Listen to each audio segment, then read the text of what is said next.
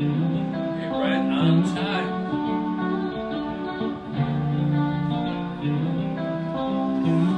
Hello.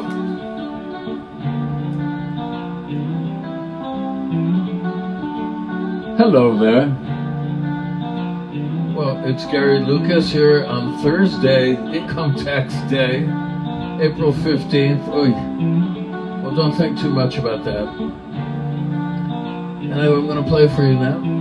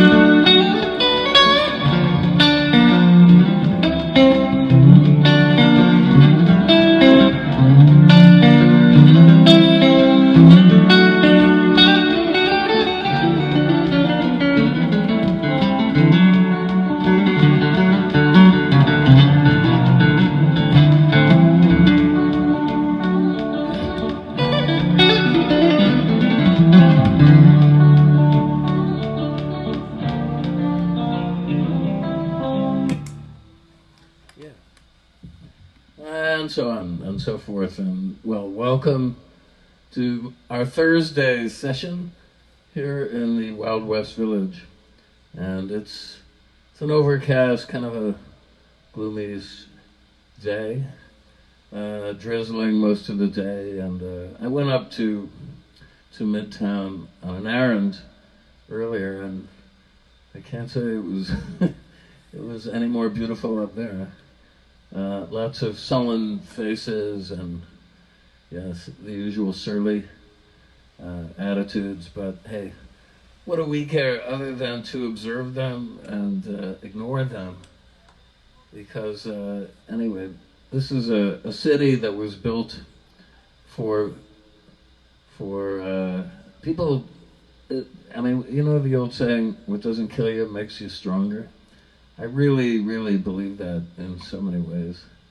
But you have to be tough. What can I say? But most of the people that I know here are, at the very least, rugged individualists and have a great never say die attitude. And that's so important, particularly in this climate, in this day and age, at this particular moment. And so, I've been working away on some new projects intensively this week, but I don't want to spill the beans because, well, I think that there is a certain Schadenfreude to talk about these things. It was Bob Dylan who said once, I think it was the liner notes to the Biograph set, and he said, unless you tell people who love you like a brother or sister, your dreams, you might as well not, because he just saw it as dreams not fulfilling themselves by revealing them too early.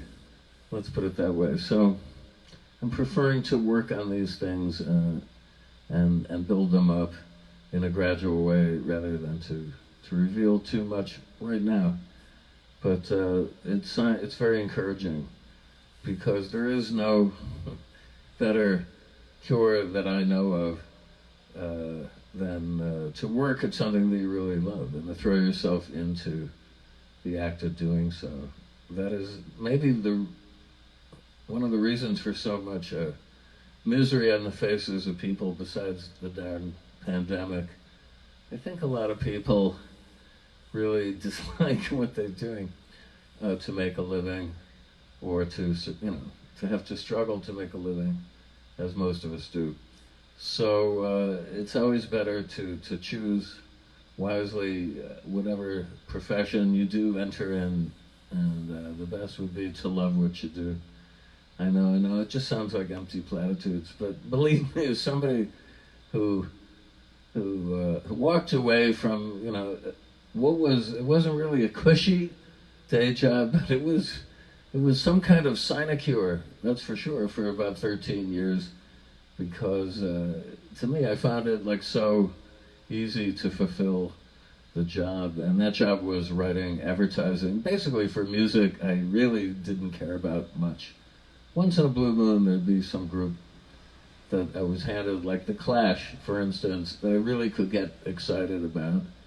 And, but I was a professional. I could always, churn out the stuff at, I think, a fairly high level of creative exuberance. Anyway, enough to maybe cajole people into investigating the music. I don't know. I don't think it was ever tangibly measured.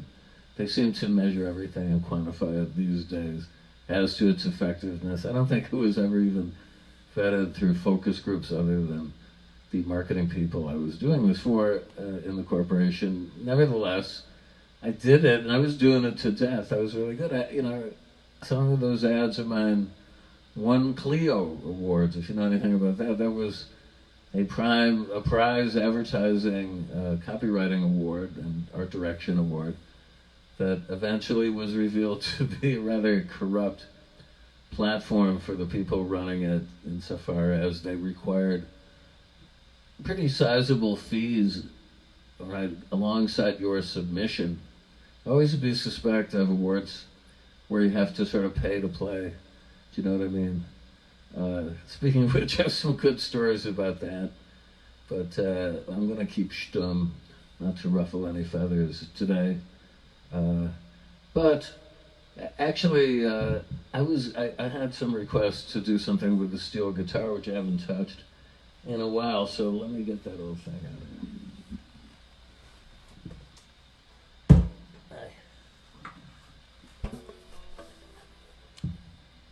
Oh yes, the kidney stone saga.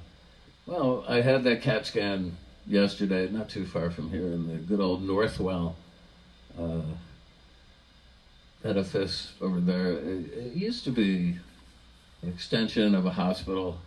It's gone through some changes, but at least it's still there now. St. Vincent's Hospital, which was a fine old establishment on 7th Avenue, on the corner of Greenwich Avenue there.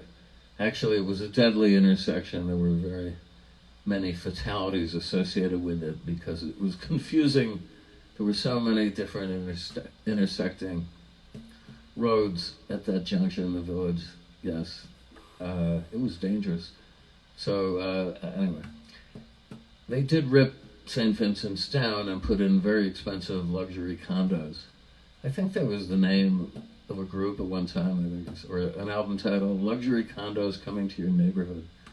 Was that perhaps a Hoboken band? I have to further research this. But anyway, the way of the world. I was a patient there a couple of times. I had a couple of emergencies I turned up for, and they took care of me, but it's gone. And actually, one of the departments I used to have to visit every 2 months had been renovated the year before they decided to sell it and demolish it to make way for the luxury condos. But now across the street is good old Northwell, and I've had some ins and outs there also with Caroline and friends, and it was a very pleasant experience. I have to report, very efficient, nice people, and it was an in and out. So tomorrow I have to return to my urologist and then have this thing smashed to smithereens, hopefully early next week now. That will entail a fourth episode, a fourth trip to somebody, to take care of this. Everything has to be done in stages here, I guess. But I look forward to that sweet relief. And okay, let's see if I can. This thing is not electrified, as you know.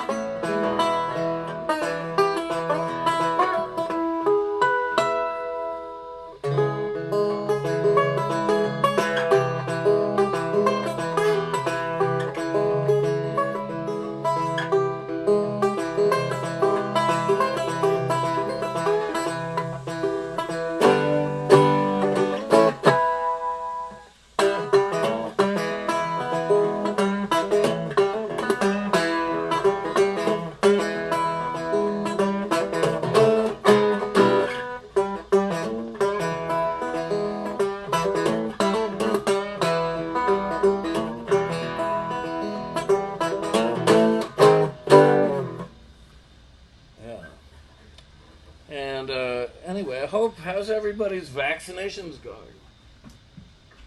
I mean, we're all vaxxed up